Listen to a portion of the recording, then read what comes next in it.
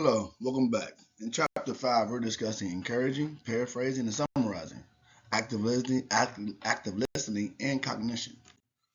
So, active listening is a very essential tool for counseling because it helps us build relationships and it helps us to hear our client's story to make sure that we're seeing the client's perspective and getting a clinical picture of the client's issues, their environment, and helping the client feel as if we can be trusted and have their best intentions, and we're going to actively listen to everything they say because a lot of times our clients don't feel heard.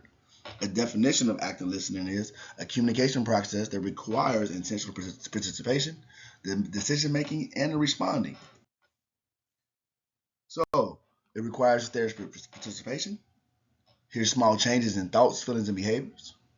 It walks in the other person's shoes, being empathetic, understanding their feelings. It helps the client enlarge and enrich their story. So we want to encourage. That's giving gestures, praises, and repetition. We want to paraphrase, shorten, clarify, and feedback on other comments. And we want to summarize, clarify, and feedback lengthy and complex discussions. So, what is active listening? The checkout, sometimes called the perception check, offers the client a chance to talk about what they said and the accuracy of your summary.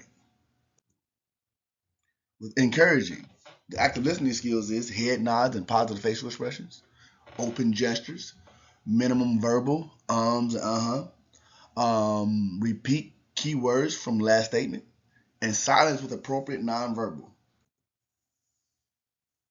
So also we want to have keyword choices that lead to the client a variety of directions. Be aware of what keywords you choose. Avoid over directing the client. Excessive gestures and parroting can be annoying and frustrating. Too few encouragers may make the therapist appear cold and uninterested.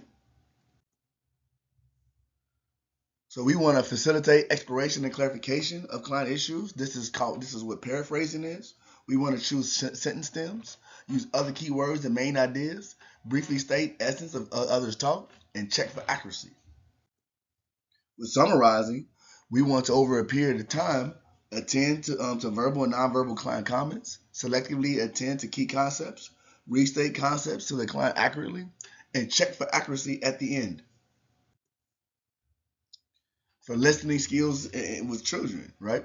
So you want to really draw out the client responses, and sometimes you have them draw and observe things, or play or observe their behaviors or whatnot, and really give them feedback on some of the things that you're seeing. So let's talk about executive functioning, microaggressions, and diversity issues. Multicultural skills and trust building are very important, right? Because again, you have to be able to see each client as a unique individual that comes from a cultural background that influence some of their worldviews and the way they see the world. Executive functions are the cognitive mental processes that regulate human behavior. The brain's frontal lobes provide the biological substrate of these functions. So again, the executive function is going to be in the prefrontal cortex or whatnot, and it controls our decision making. So cognitive-based counseling and therapy focuses on changing clients' cognitions in order to achieve change. The listening skills are cognitive centered.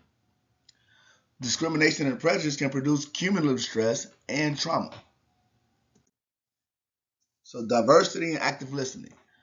All clients want to be heard. That's everybody we see, because a lot of times in society they don't feel heard. In their environments they don't feel heard about their issues, what they view themselves. Some clients that suffer from mood issues or psychosis or whatnot, they don't feel heard because they're actively always told that things that they're seeing or thinking are not true or not there, right? So they don't feel heard.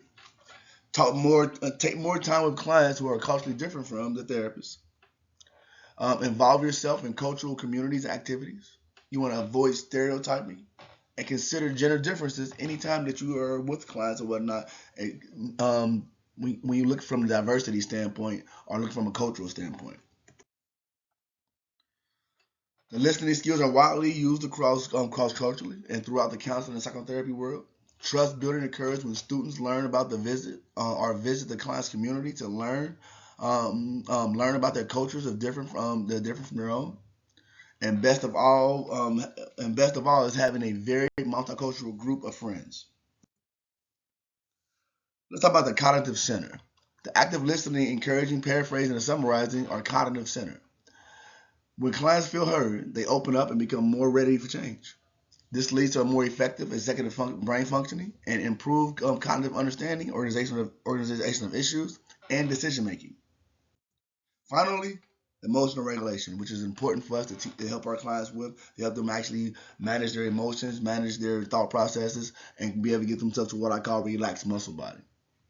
Emotional regulation is the other critical aspect of executive brain functioning. The next chapter on reflection of feelings discusses drawing out client emotions and balancing these feelings with cognitive reality.